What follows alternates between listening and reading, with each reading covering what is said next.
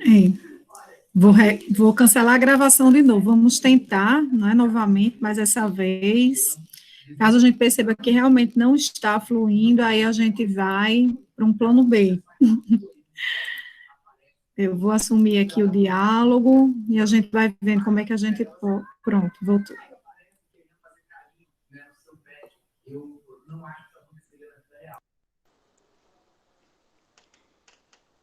É nesse raciocínio, né, de currículo, nessa perspectiva, de se organizar os conteúdos escolares, de se organizar o planejamento, de se organizar o conhecimento, as aulas, a prática, a praxis, que tenho sustentado que a relação currículo e cultura escolar, né, tendo em vista a proposta inicial, ela se dá nas diferenças socioculturais dos sujeitos, certo?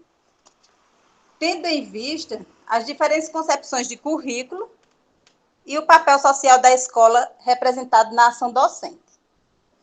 Então, diante do exposto e diante da temática de caráter relevante nesse momento,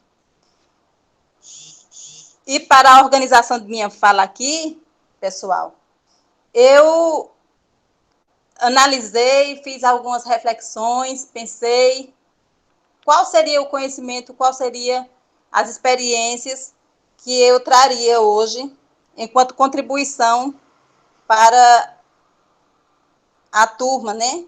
Enquanto contribuição, enquanto provocações, enquanto um despertar para novos questionamentos, novas curiosidades. Então, eu optei por revisar minha tese, trazendo essa discussão aqui nesse momento.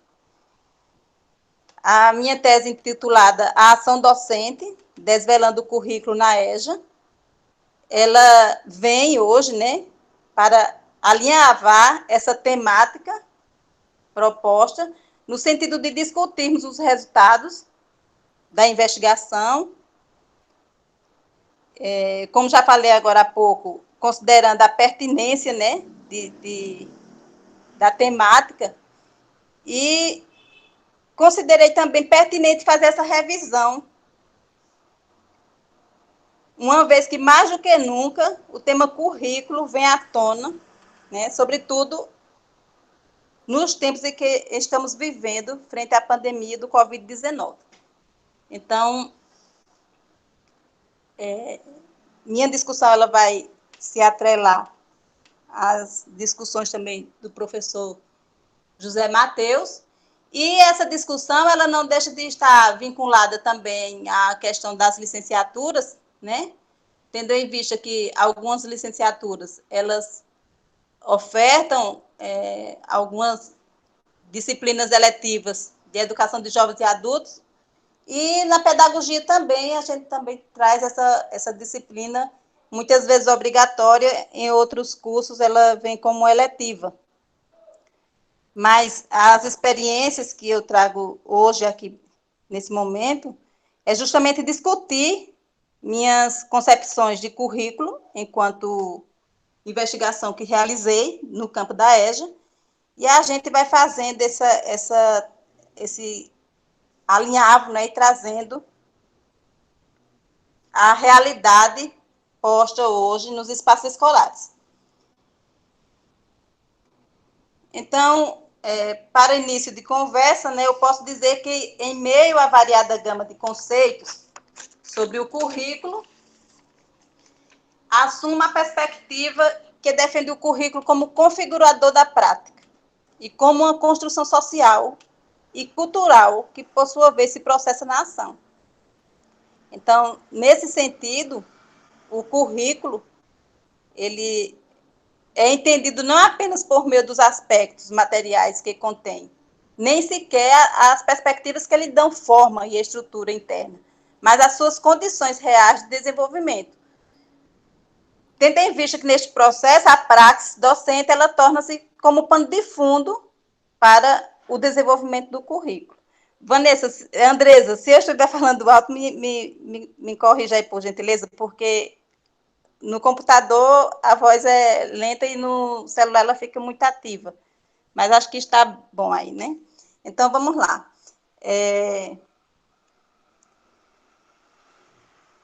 Cabe destacar, né, frente a essa discussão, que é impossível responder com precisão a um conceito de currículo. É por isso que eu fiz esse recorte, para que a gente possa discutir aqui esses conceitos de currículo, tendo em vista essa dificuldade de se tratar o termo com precisão, e tendo em vista que várias são as definições que permeiam o que tem sido chamado de currículo nos espaços escolares. Pois o referido termo, ele vem sendo usado sob diferentes noções e significados. Dessa forma, entendo o currículo ainda como artefato cultural e como processo na ação do professor, como espaço de reconstrução de identidade, que pode ser representado de maneira explícita ou tácita, em âmbito escolar. E frente à cultura escolar, que se dá lá a partir da organização de uma determinada escola. Então, deixo claro aqui para vocês, né?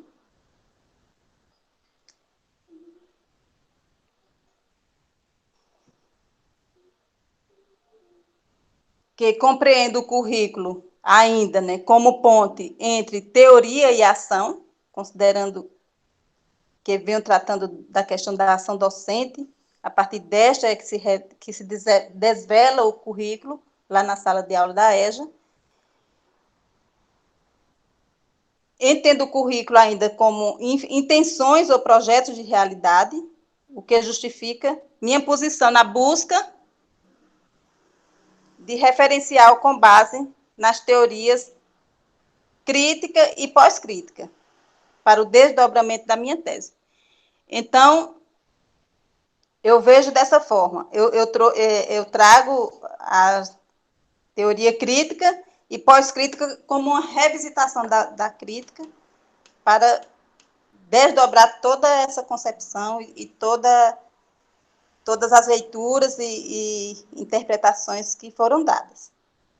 Então, nesta direção, considerando o currículo no âmbito escolar como uma prática social, que se dá num constante processo, né?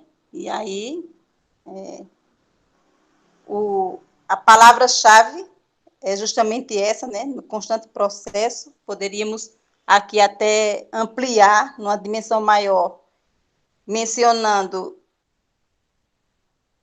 num constante movimento, certo? E aí, aponto que é sobre o corpo docente, né, enquanto ator social e político, agente pedagógico, que lhe recai o papel de mediador. Entrelaçado às variadas determinações oriundas do conhecimento, ou dos componentes diversos que se manifestam imbricados ou não às diferenças socioculturais dos educandos, tendo em vista o meio social concreto no qual está inserido. E aí, quando eu trago essa questão das diferenças socioculturais, eu trago numa perspectiva de entender essa relação entre currículo e escola, numa perspectiva de entender, né, essas diferenças, essa diversidade em âmbito escolar, certo? Que seria, basicamente, as diferenças socioculturais desses sujeitos, essa relação que se dá, né, entre o currículo e a escola. Então, sobre essa discussão, assenta-se a questão da cultura escolar, uma vez que esta está impregnada de um currículo para todos como um núcleo comum na educação obrigatória, né, sobretudo no ensino médio e nos anos iniciais do ensino fundamental e anos finais também.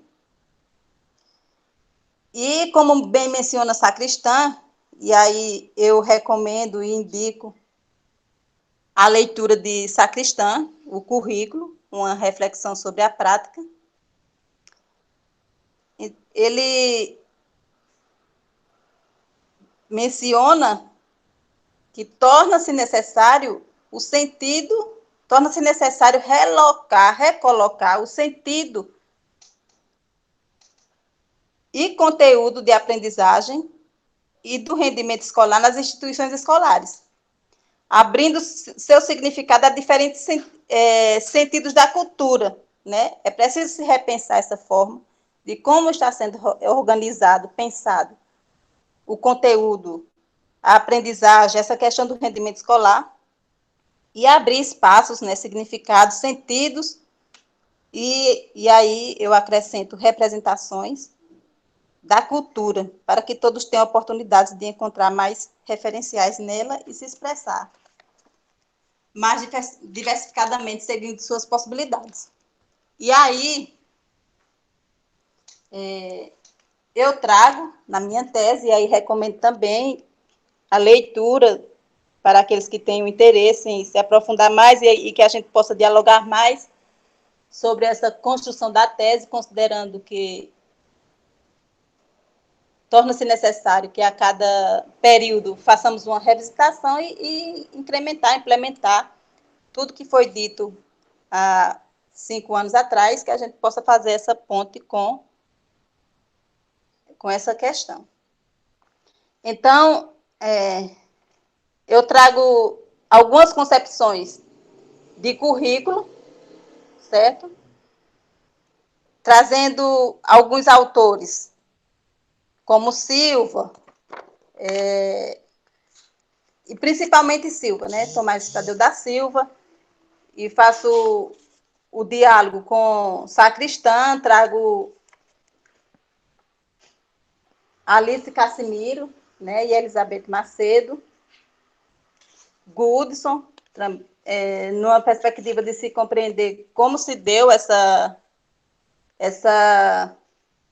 configuração do currículo ao longo dos anos, né?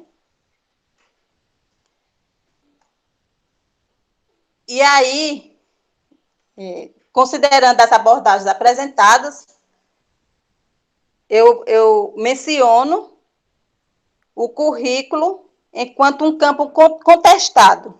E a definição de currículo, ela varia conforme a perspectiva defendida por cada um de nós.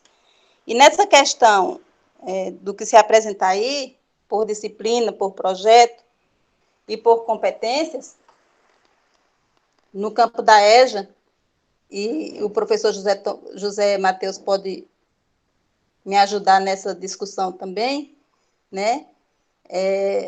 Podemos dizer que o currículo por disciplina é o currículo, né, no campo da EJA, organizado pela escola a partir das diferentes áreas de conhecimento, tendo os componentes curriculares definidos e organizados a partir daquilo que o professor da EJA se propõe enquanto oferta do conhecimento. E aí nós temos a questão do poder, né? O poder está relacionado e imbricado a essas decisões de como organizar e de como pensar esse currículo. E numa discussão mais recente aqui, e eu falo a partir de minha fala e a partir de onde estou, no estado de Alagoas, a partir de 2017, 2018, e a implementação seria agora em 2019, trazemos a questão do currículo por projetos, entendido como EJA modular, né? Então, nós temos aqui essa nova modalidade, que é EJA modular. Inclusive, eu tenho uma orientanda aqui no PRODIC, que vai tratar dessa questão da EJA modular. É uma nova perspectiva de organização do conhecimento, do currículo no campo da EJA, certo? Mais recente, e que está pautada, está voltada para a organização do ensino a partir de projetos, Então, de acordo com a carga horária da área de conhecimento, a cada semana será, será ministrado um projeto cujo objeto são aspectos da comunidade, né? Cujos objetos são aspectos da comunidade, onde os jovens e adultos eles terão sua participação, sua intervenção na comunidade a partir daquilo que está sendo discutido na escola. Para algumas escolas aqui, isso ainda é novo, algumas escolas adotaram e outras ainda estão, mesmo que um projeto que já vem sendo discutido pela SEDUC desde 2017, 2018, mas algumas escolas, e sobretudo aqui no Agreste, não fizeram a adesão. É uma discussão nova que está sendo implementada e está sendo também campo de conhecimento e objeto de estudo já no PRODIC, né? Nessa questão de se pensar como esse módulo, como esse currículo por projeto pode ser desenvolvido no campo da ESA. Então, Professora, em meio... Sim, José professora, Matheus. Sim. a gente pode ir contribuindo ao longo da sua fala? Sim, eu agradeço. Pronto, eu queria realmente fazer um comentário sobre essa questão dos currículos específicos, né? Você falou da educação de jovens e adultos e a gente sente resistência, né?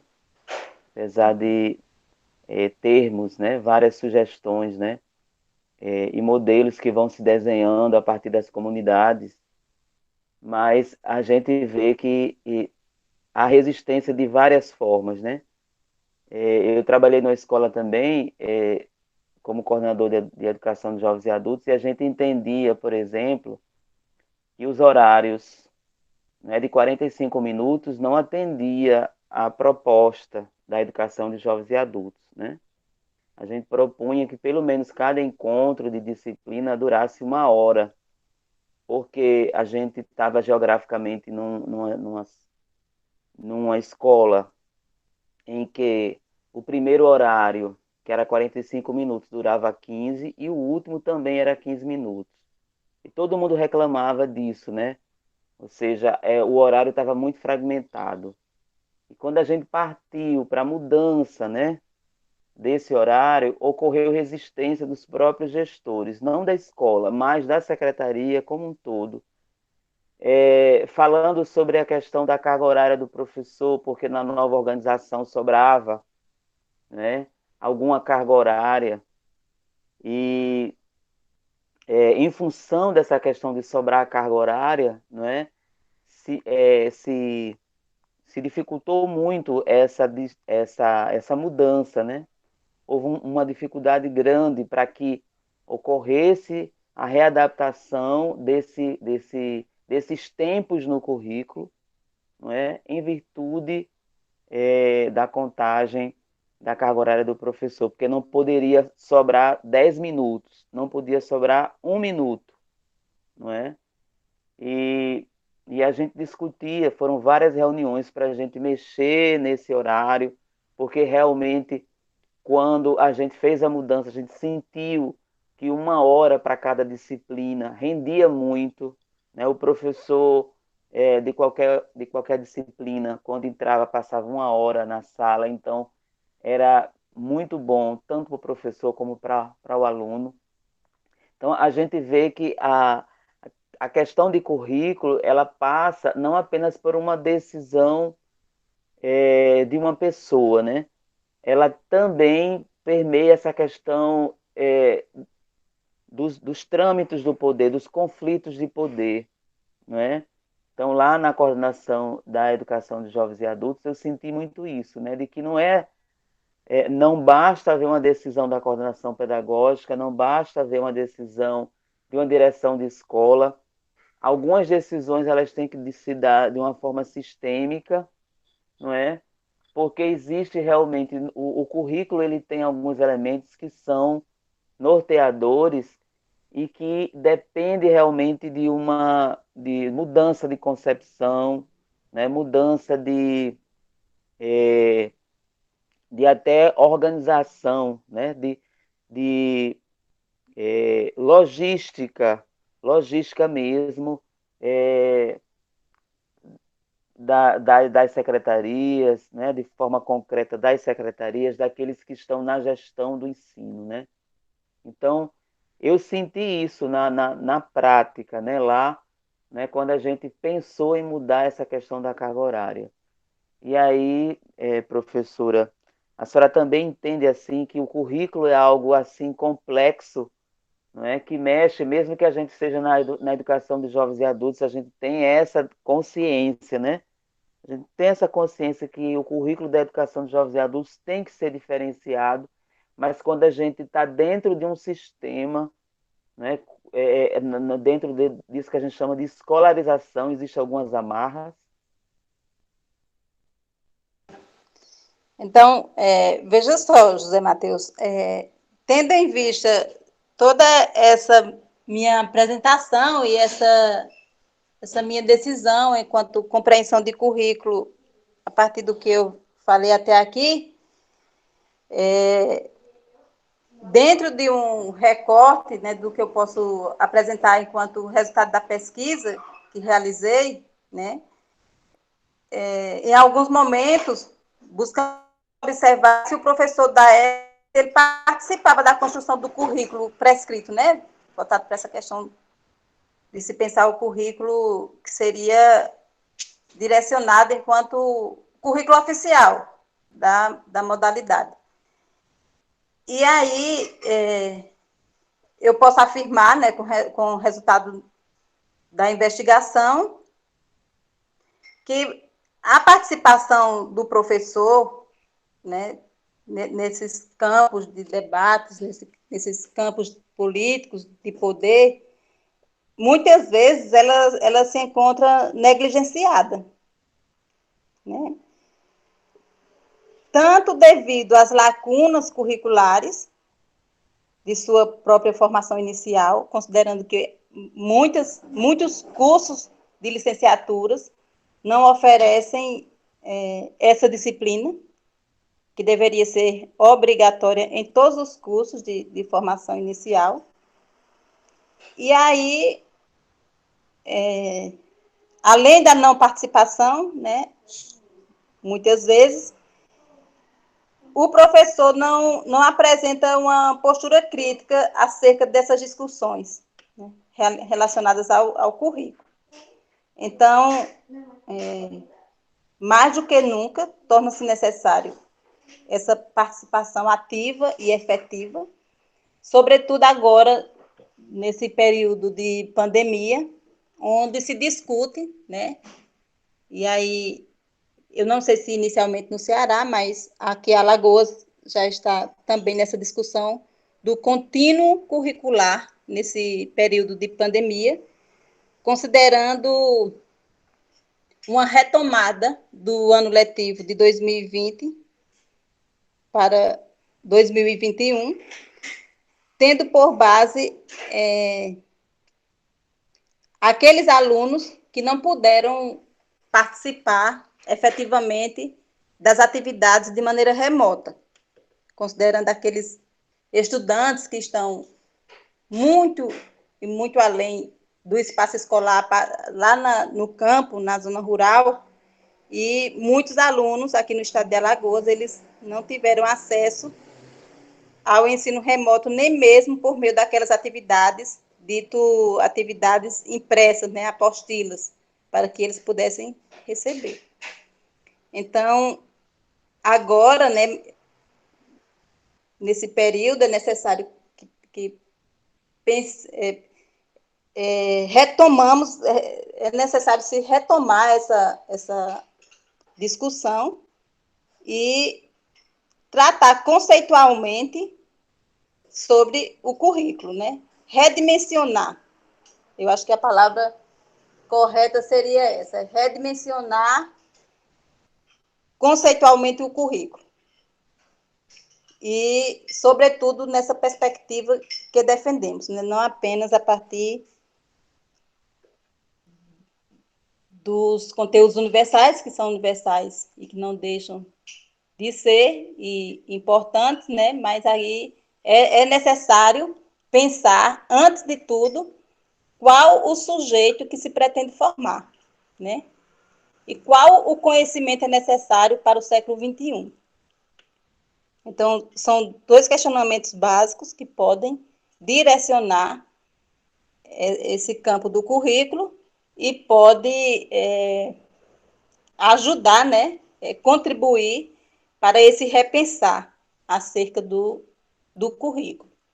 Não é tarefa fácil, não é temática fácil, é complexa, né, e requer realmente muita formação. Então,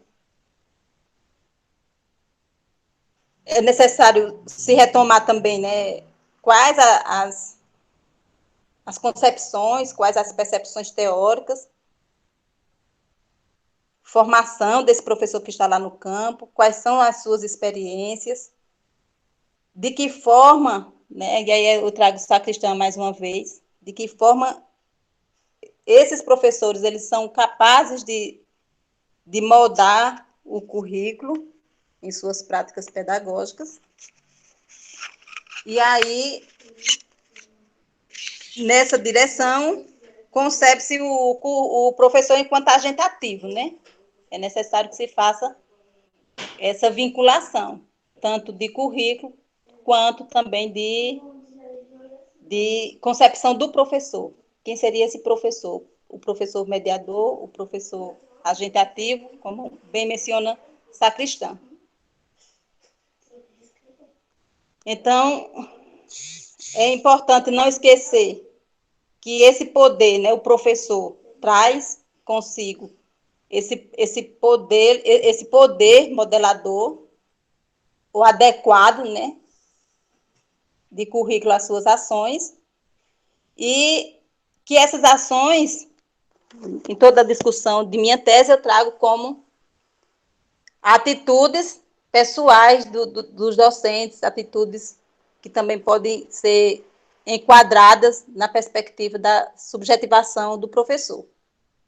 E aí, diante dessa questão, né, pode-se enriquecer o currículo ou empobrecer no âmbito escolar. Então, eu penso, né, e trago essa discussão, que o professor, mais do que nunca, ele é um sujeito importante na determinação do currículo e que ele pode interferir neste por meio de suas experiências. E essas experiências, elas podem se dar nos momentos de formação inicial e nas formações também continuadas, a partir da problemática e daquilo que se tem no chão da escola, tendo em vista a questão da diversidade, a questão da identidade, trazer nessa perspectiva aí que estamos defendendo aqui.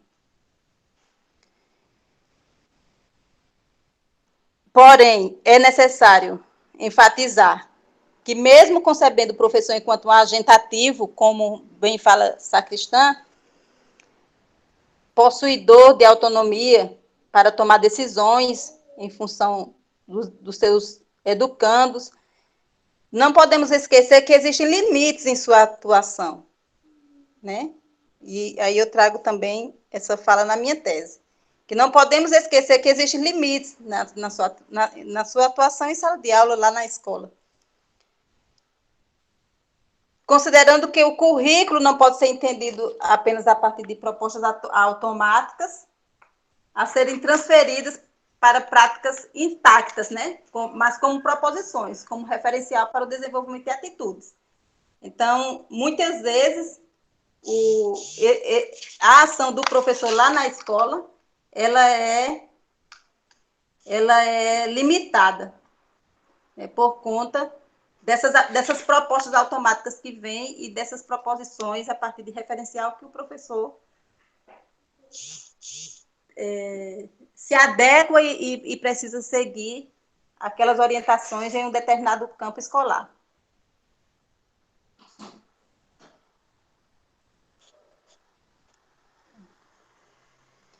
Nessa discussão, José Matheus, não sei se atendi ao seu questionamento e a sua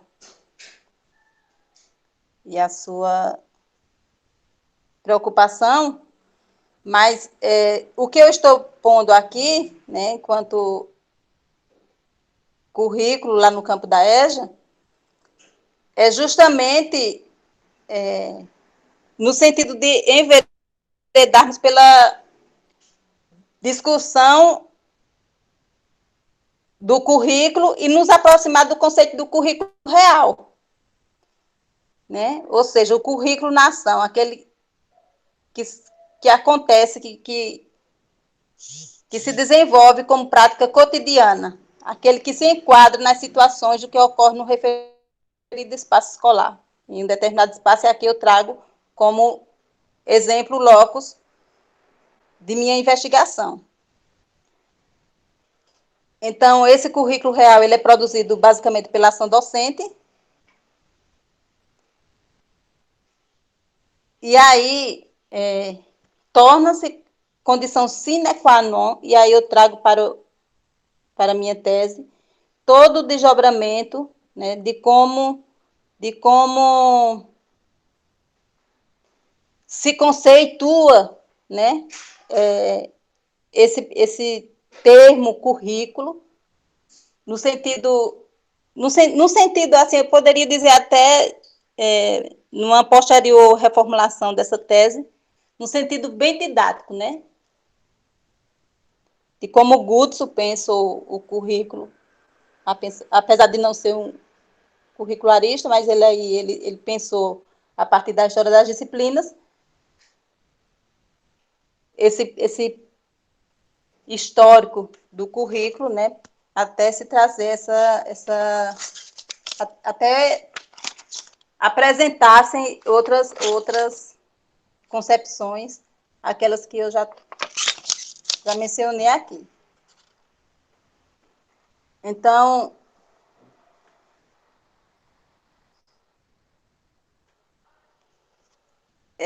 nessa questão do currículo, que se tornou objeto de meus estudos aqui em uma escola do Agreste Alagoano, e aí eu trago referências para dialogar com o resultado das pesquisas, e menciono que estas estavam relacionadas com essa questão da massificação da escolarização e vinculada a essa questão de industrialização, de mercado de trabalho, entre outros. E aí,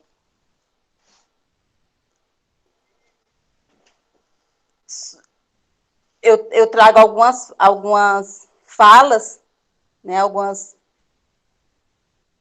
narrativas, eu não diria narrativas, mas foi resultado de entrevistas, mas algumas falas, né, de algumas professoras, onde foi possível constatar que o que se vem desenvolvendo a partir da ação docente é um currículo pautado na mensuração da aprendizagem, sendo esta a preocupação dos sujeitos investigados, né, quando eles pensavam nesse currículo, e aí eu trago a concepção de currículo enquanto disciplinas, quando eles pensavam na mensuração da aprendizagem a partir do final a partir do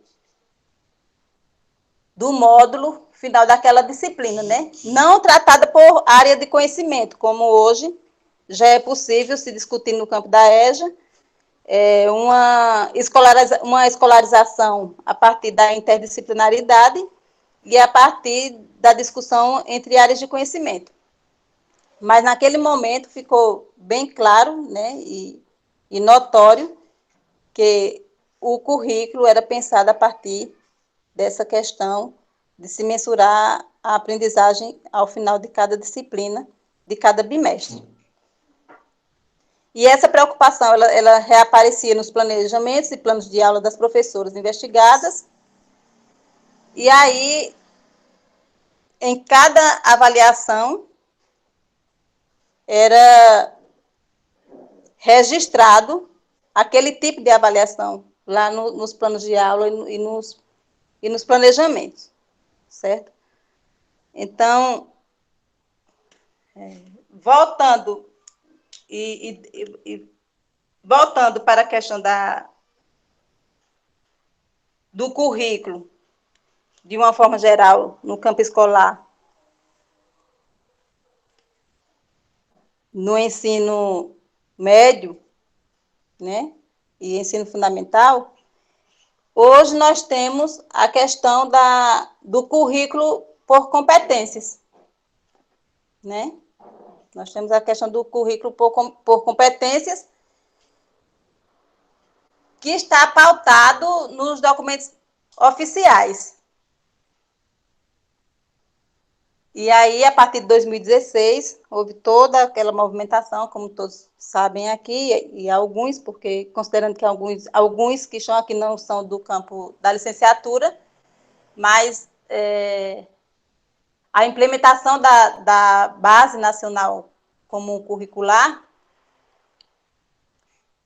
ela se deu a partir do ano de 2016, e hoje, né, se vivencia nas secretarias de educação todo o movimento para a implementação e os direcionamentos a partir da base, né? Então, há uma relação intrínseca entre os conteúdos e competências, e para além das competências, temos a questão das habilidades.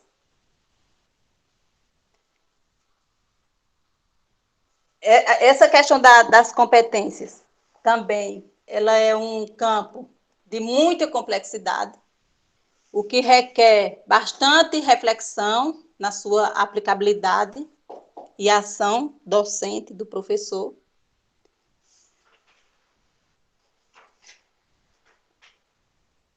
É necessário que se faça uma reflexão também daquilo e das questões de poder que estão por trás de todo o direcionamento do desenvolvimento de currículo a partir e pautado na perspectiva de competências. Então, essa questão da aprendizagem, né, no direcionamento de competências, ela deixa de ser um objetivo intencionado pelo professor para o aluno, né, de se pensar nessa mensuração da aprendizagem,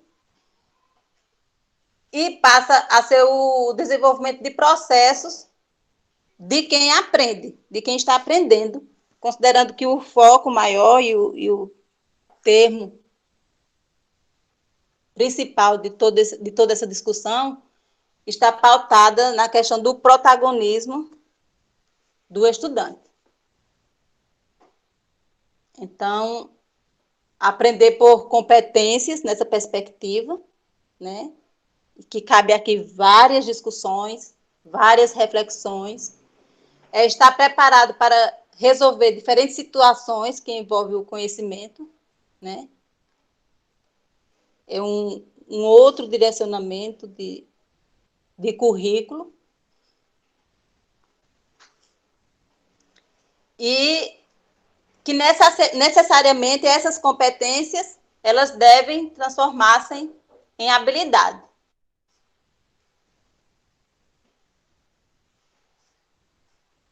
Então,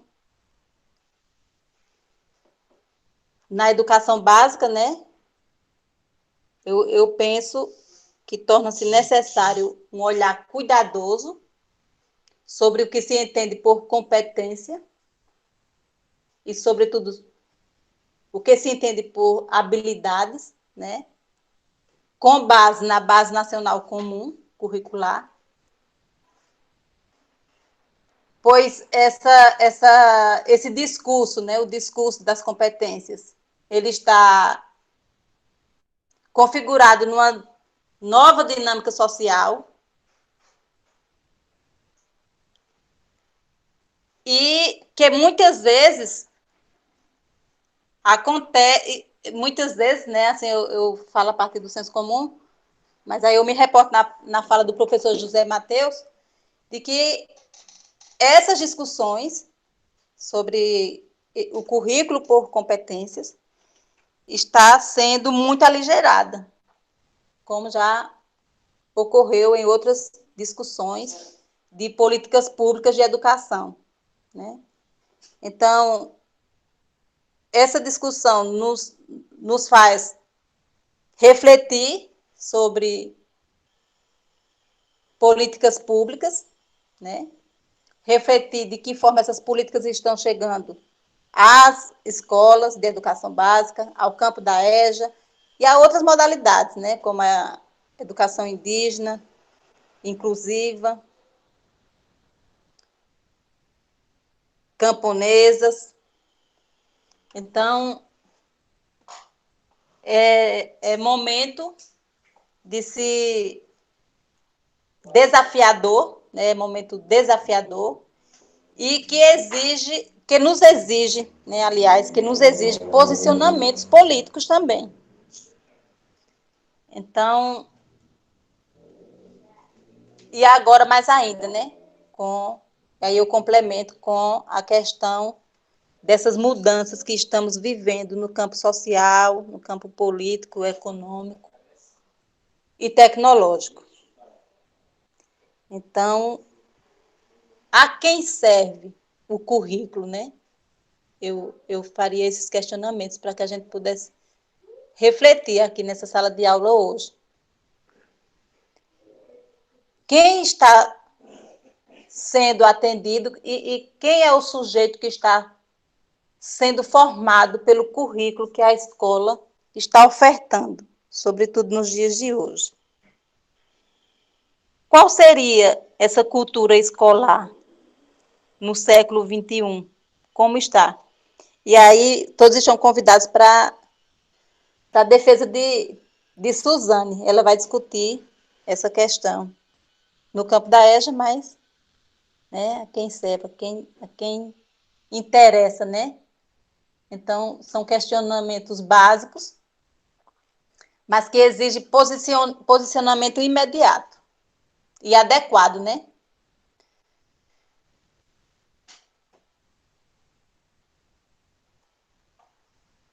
No sentido de possibilitar atitudes, valores e conhecimentos que poderão nortear a vida na sociedade do século XXI. E aí, em se tratando de sociedade, é necessário se pensar, né? Qual a sociedade que queremos, né? Antes de se pensar qual o sujeito que pensamos formar, que se pretende formar para a sociedade, também é necessário trazer essas concepções de sociedade.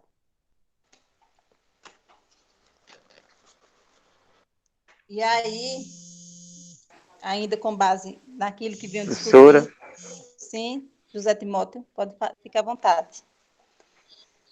Eu fiquei aqui pensando sobre essa questão das habilidades e competências, né? Que é algo assim que inquieta muito a gente. Eu queria ouvir mais a professora assim sobre essa questão, né? Porque assim, essa questão das habilidades e competências não é de hoje, né? Vem assim incomodando o campo educacional desde os anos 90, né? E a gente sabe que toda essa ideologia, né, que abarca o campo educacional, ela vem atravessada de vários interesses econômicos, políticos, né? E a gente sabe a força do neoliberalismo, né, que se alastra e toma conta, né, dos currículos. Eu queria que a senhora, assim, comentasse mais e apresentasse mais assim a sua opinião sobre essa questão. A escola deve fazer resistência, deve se adaptar, deve fazer redimensionamento do currículo, considerando alguns aspectos e outros não é? Porque realmente existem várias formas de reação, né, diante da BNCC. Tem aquela escola que se rende, né, e baixa a cabeça e diz, sim, senhor. Mas tem escola, tem instituição e sistema que diz, não, a gente não vai fazer tudo, a gente vai ver, vai conhecer, né? Conhecer e reter só o bem, né? Aquele princípio bíblico, né? Uhum. Conheça tudo e retenha o bem, né, professora Isso. Andressa? É verdade.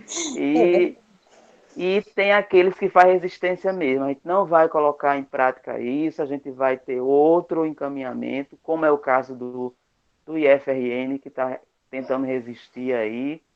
E tem um movimento pelo meio dos livros didáticos, né? Os livros didáticos que chegaram agora no IF, todos eles foram organizados pela BNCC. Uhum. Então, qual é a sua opinião nesse movimento contraditório que a gente está vivendo e dentro da salada aí do caldeirão da pandemia, né? Porque tudo isso vindo no caldeirão da pandemia e às vezes até gente se aproveitando dessa situação, né? Isso. Então, veja só, professor, como você falou, né, esse termo competência ele surge há muitos muitas e muitas décadas atrás, né, até do século passado, mas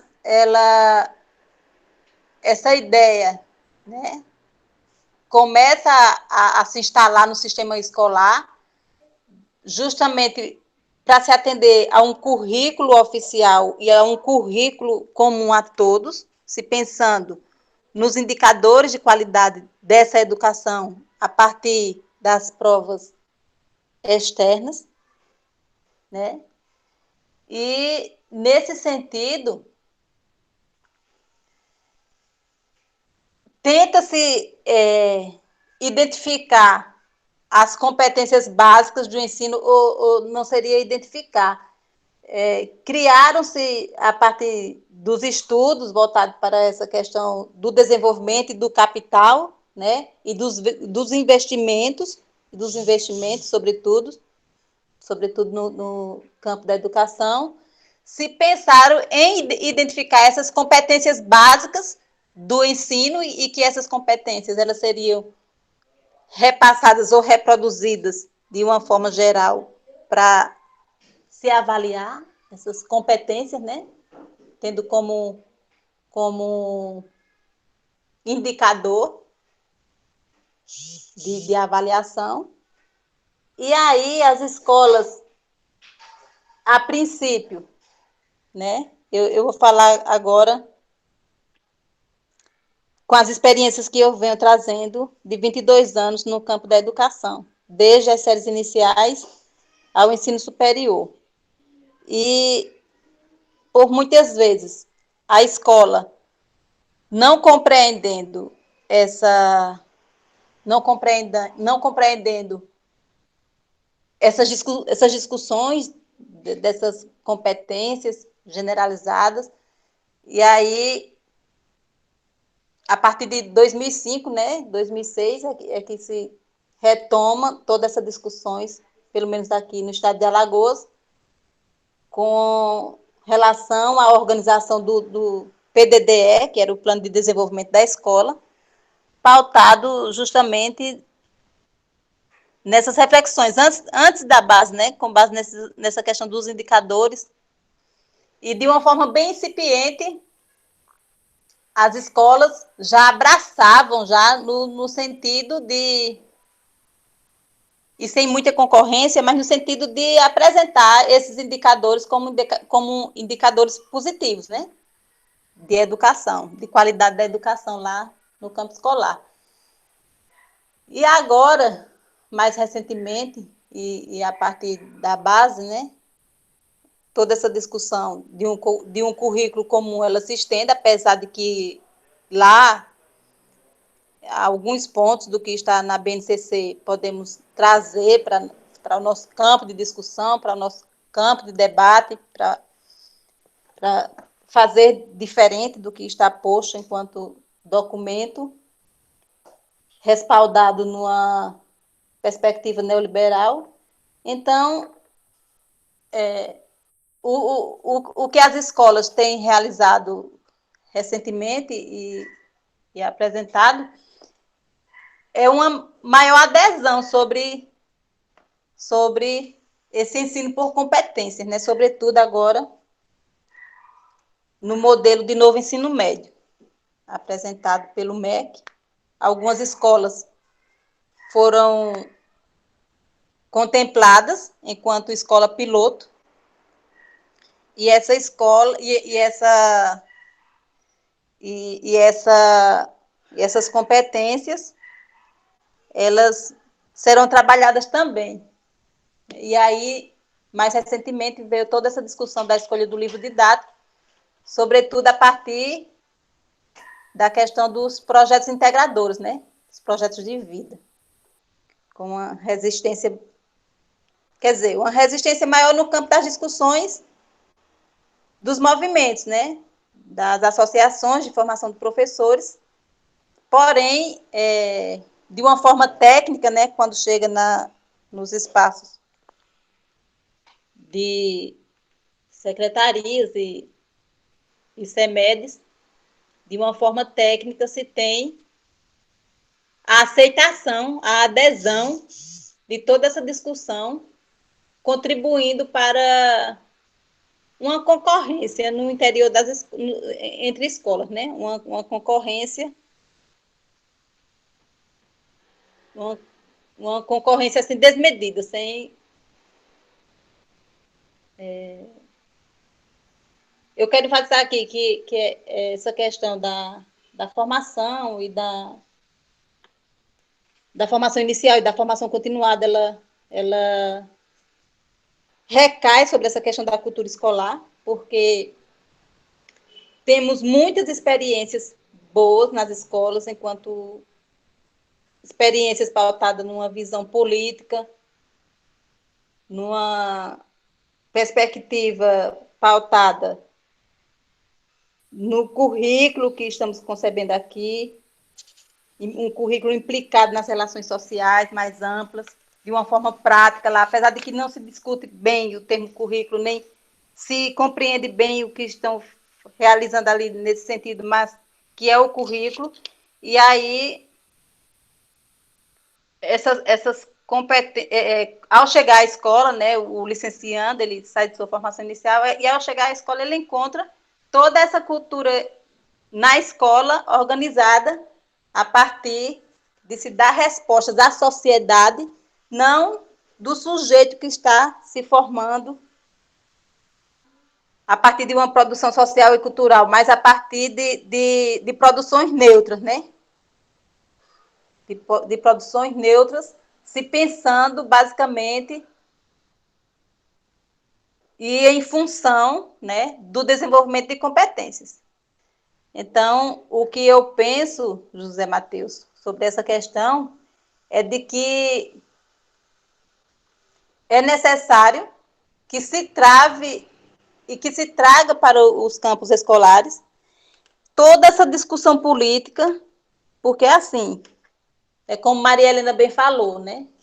Em uma das lives que ela apresentou recentemente sobre essa questão da questão das políticas públicas. Porque, de um lado, temos a função social da escola e a ação do professor enquanto sujeitos, né? E aí eu falo mais do professor, enquanto sujeitos portadores de uma política cultural e que pode ser levado à escola numa perspectiva de justiça social, no desenvolvimento de suas ações. E, sobretudo, nos momentos de avaliação, né? Mas essa discussão ela precisa ser retomada à escola, né? Tendo em vista que há uma visão ainda, né, há resquícios de uma visão tecnocrática de currículo no âmbito escolar, que se dá por meio do controle, né? Por meio do controle, dos descompromissos com a educação e com a cidadania também, com a democracia. Alguém falou aqui no chat sobre essa questão de democrática. E é dessa forma, né?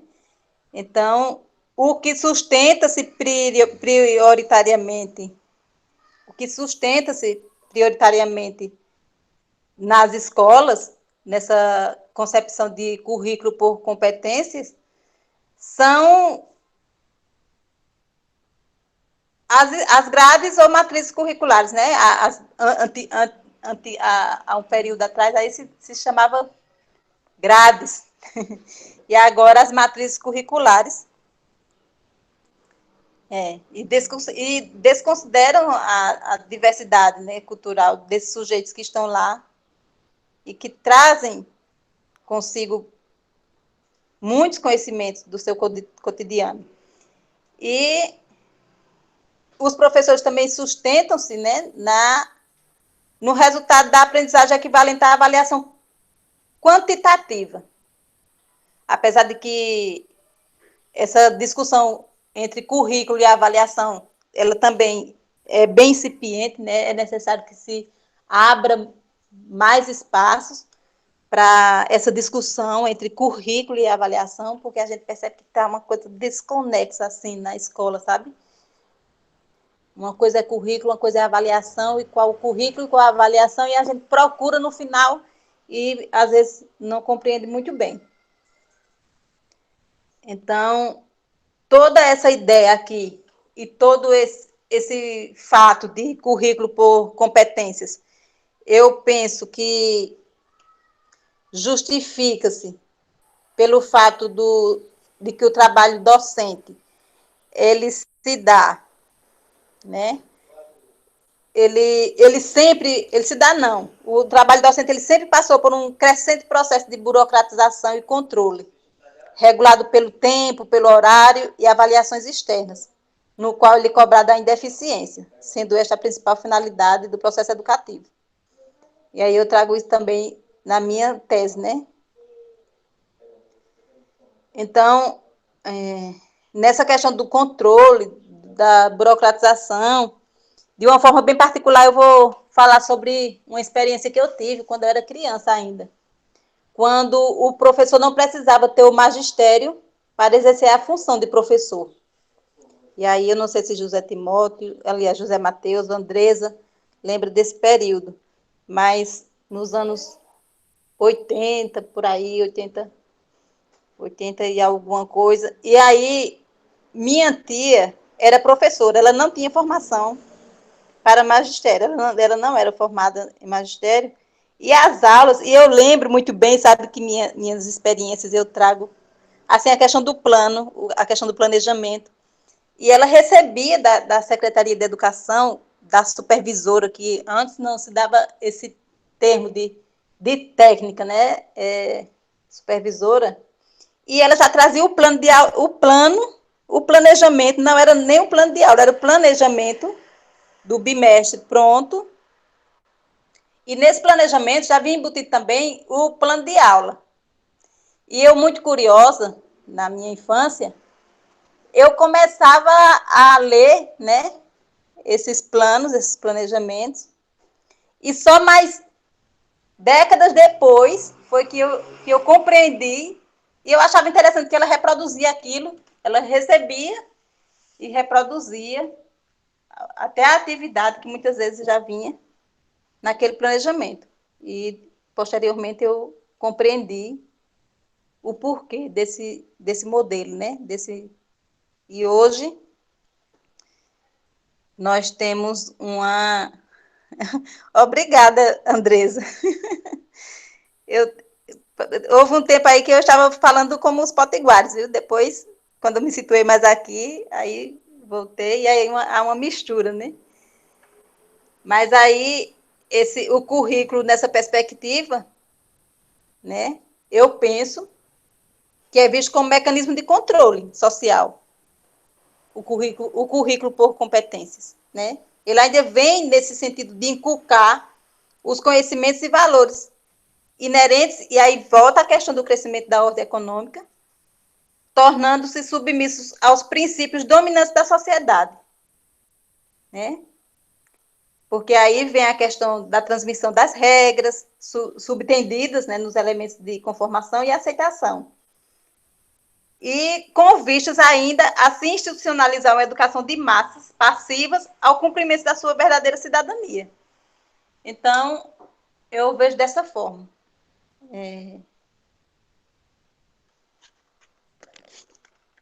Se não tivermos o cuidado, essa perspectiva ela pode seguir a lógica da teoria tradicional, e aí muitas vezes eu começo a refletir e fazer algumas reflexões, e me preocupo muito com essa questão do retrocesso, me preocupo muito com a atuação dos futuros profissionais, e me preocupo muito também com a atuação dos profissionais iniciantes, né, que estão iniciando hoje com essa carga enorme de repasses de informações, sem momentos de reflexões políticas nesse meio. Então,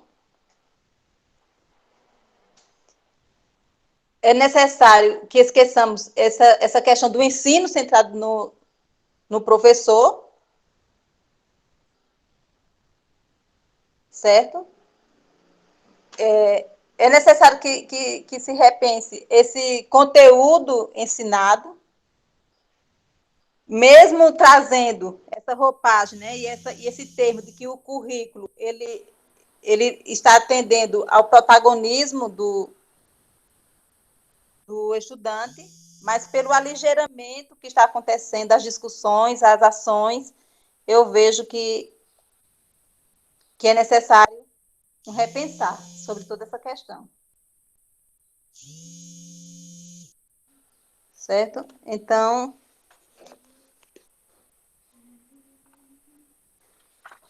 é isso, pessoal. Eu não sei se já ultrapassei aqui o horário, Vanessa, Andresa. Professora Genaice, muito bom ver você, viu? Ultrapassou um pouquinho, eu nem percebi, para falar a verdade. Se você não menciona, eu estava aqui só no exercício da escuta, né? A escuta ativa, algo que é tão importante nos dias de hoje. Hoje foi uma aula fabulosa, né? Além da qualidade das ideias, um diálogo, né? Que você trouxe para a gente várias relações, que a gente precisa perceber as conexões com a temática currículo. Foi muito rico nesse sentido, né? A presença de Genaice hoje aqui, da professora Genaice, ela veio desvelando, veio praticando materialismo histórico dialético com muita intensidade para o nosso encontro de hoje, né? E aí ela ia falando das relações, eu corria e botava no chat, ei, relação disso. Por exemplo, a relação currículo com a educação, temos que pensar, né? A relação livro didático, currículo, cultura global, cultura local. Temos que pensar, né? E assim você foi construindo o seu diálogo e fazendo com que as sinapses da gente organizassem o pensamento, né? Aproximando essas dimensões e esses aspectos que a gente até já tinha aprendido lá em outras circunstâncias de diálogo, né, acadêmico, mas que agora juntou tudo dentro do bloco da sinapse do currículo, porque o currículo faz esse diálogo, né? Então, realmente, o tempo já deu a hora, porque, assim, existe aqui no IF, Genaice, eu não sei se... Aí também, assim, a gente fez uma portaria com o tempo regulamentar, que tem que ser de 1h30, certo? Aí a gente, considerando que a gente iniciou às 9h, aí a gente vai... Mas aí, como também a gente sempre faz aqueles 15 minutinhos de preâmbulo, né, que é para dar tempo do chegar, porque é assim... Quem veio de Alagoas chegou na hora, agora quem veio do RN, às vezes não chegou na hora não, atrasou, né, igual no presencial. Convidado externo é do nada para chegar primeiro. Mas, então, assim, eu pergunto se você...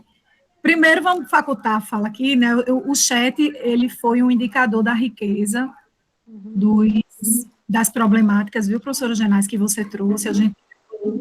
diferentes pessoas se expressando, né, inclusive, eu senti, assim, uma vibração muito boa de Newton, né, eu acho que o diálogo que você trouxe mexe muito com as pautas que o professor Newton trabalha aqui no IF, que é a inclusão social, né, a questão da diversidade, você também contejou isso muito bem no seu diálogo. Eu noto que a sua fala, ela vai sim se traduzir em colaborações não somente para a nossa disciplina, ela vai transbordar, porque as pessoas que estão plugadas com a gente nessa turma são pessoas que estão escrevendo dissertações e teses, e quem é aluno especial está fazendo os projetos para entrar, e no futuro próximo sair da escrita do projeto para ir para a dissertação e tese. Então, o projeto também tem que ter fundamentação, né? Então, também, essas ideias, né, ideias forças que foram trabalhadas aqui, eu tenho muita convicção de que vão aparecer também em projetos de dissertação e tese, e é muito bom que assim aconteça, né, porque são ideias muito ricas. Então, antes de finalizar, não é, professor Matheus, também vou querer que ele fale, eu vi que hoje ele se sentiu assim, completamente no grupo de pesquisa de educação de jovens e adultos do PPGE. Foi assim, né, Matheus? Eu senti, assim, uma afinidade entre vocês que parecia que estavam lá de preferência aí no tempo do Goiabão, naquele bloco antigo. Quero que a gente... É, Verdade, viu? Uma verdade. delícia, né? Andresa, me permita fazer só uma consideração aqui para finalizar, com base na minha ex-orientadora, né, minha querida ex-orientadora Rosa Aparecida.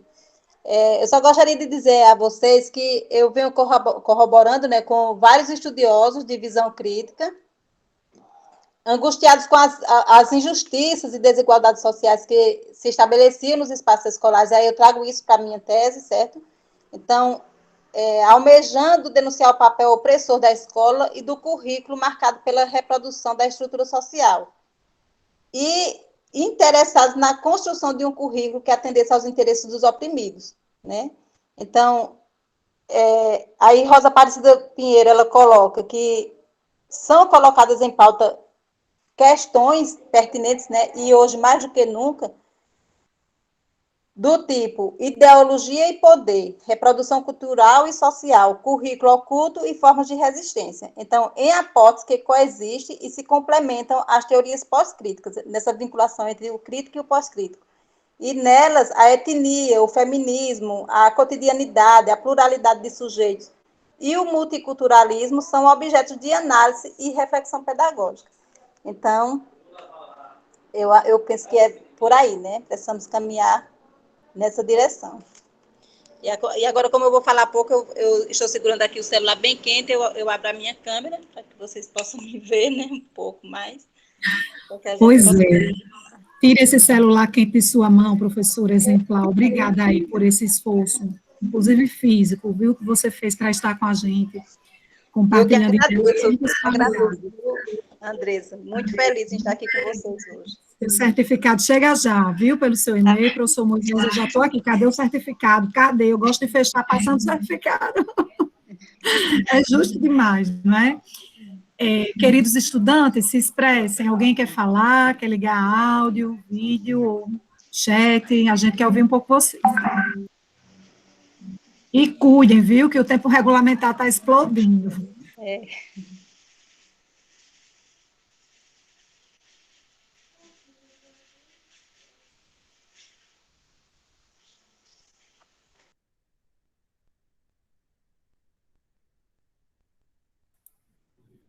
E aí, não vão, não? Então, professor Matheus. Bem, a princípio, agradecer, né, a professora Genaice por essa interlocução, né, nesta manhã. Ela levantou vários pontos polêmicos, né, que estão no âmbito da educação de jovens e adultos. A gente falar de currículo e EJA realmente é falar de uma luta histórica, né, professora? Nessas nossas andanças aí, lutando, né, para que a EJA se estabelecesse enquanto modalidade, depois, quando se tornou modalidade, se lutou pelas diretrizes, e assim é uma conquista a cada vez, né? E hoje a gente se lamenta muito com o fechamento da SECADI, né? a SECADI, que fez muito pela educação de jovens e adultos, e hoje estamos numa situação assim que os políticos da educação, principalmente aqueles que atuam na EJA, né, veem como um período de estagnação, né, assim, que a gente avançou, mas não vem avançando. Eu acho que a perda da SECADI foi assim, foi um golpe dentro do golpe, né, dentro da educação, o golpe dentro do golpe que deixou a educação de jovens e adultos assim, um pouco aleijada, né?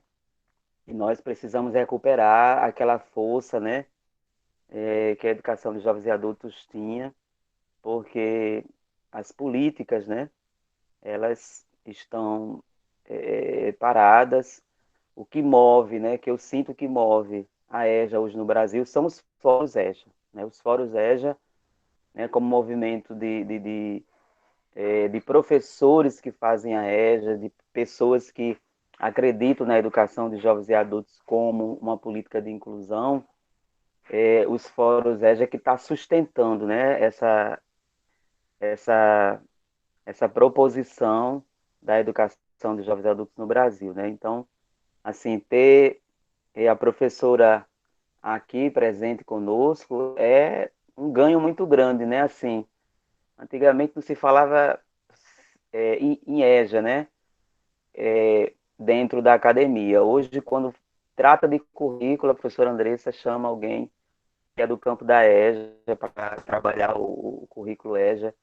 E isso é, assim, muito importante, porque mostra que a educação de jovens e adultos já não é mais aquela modalidade esquecida, ela está no mesmo patamar, né, das outras modalidades em níveis de ensino, né?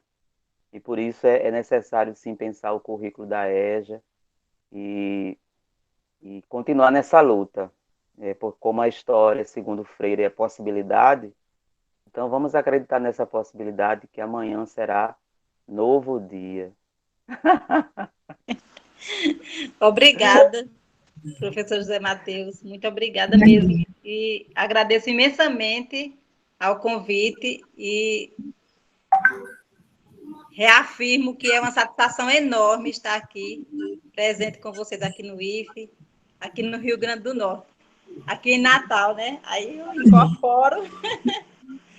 Hoje nós tivemos uma aula em Alagoas e você teve uma aula no RN. Eu até postei já, né, a nossa foto, coloquei o arroba PPGP, o arroba IFRN Senat, o login aula online e o balãozinho mostrando o lugar, eu coloquei Alagoas.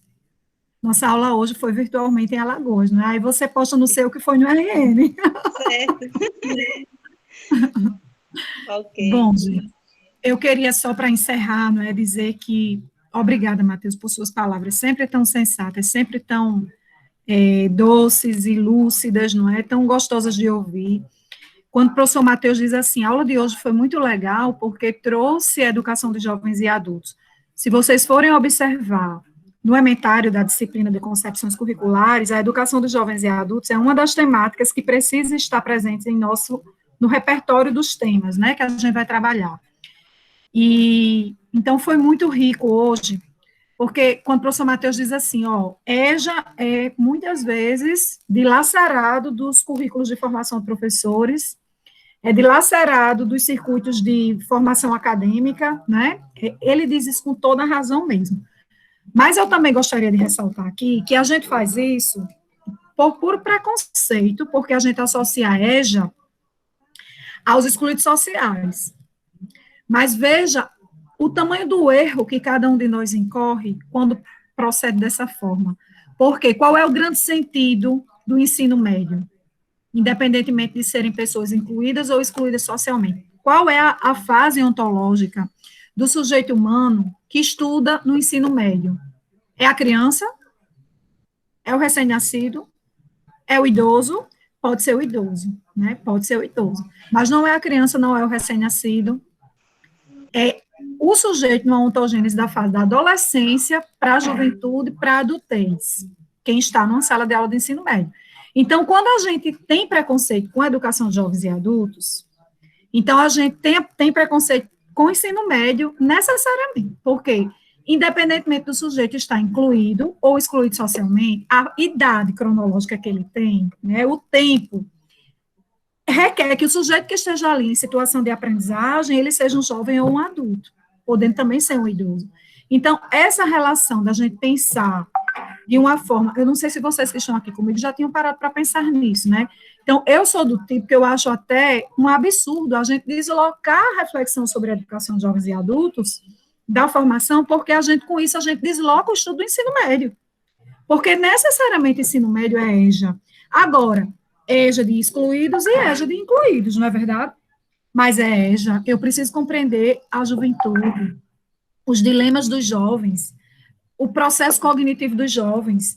E eu estou trazendo esse debate aqui porque o nosso programa, que produz conhecimento sobre PPGEP, sobre educação profissional, quando a gente dialoga educação profissional no IF, a gente sabe que o locus que a gente direciona muito mais a nossa produção de conhecimento é o EMI, é o ensino médio integrado, ou então as licenciaturas, ou então a nossa pós-graduação, lato sensu, estrito sensu, quem é o público que estuda nesses espaços?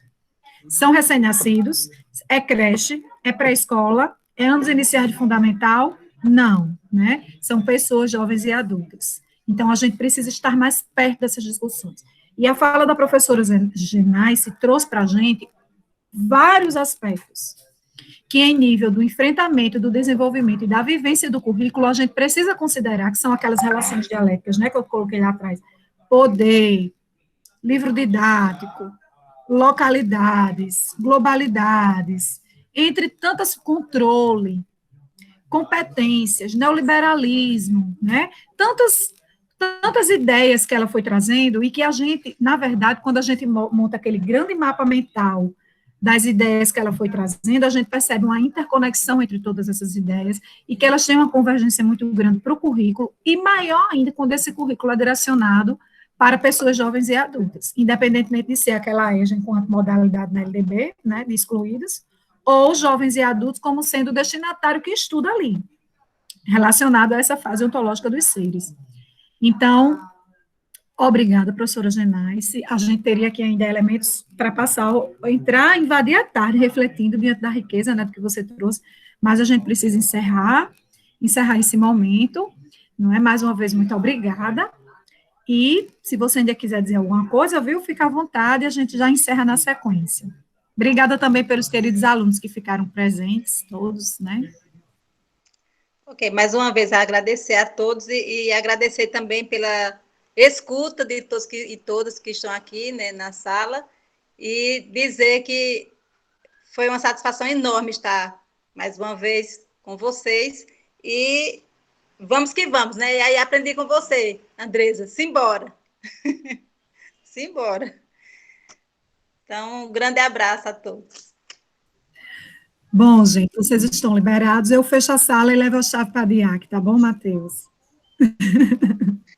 Tá certo, eu vou atrás com a garrafa de café e os copinhos.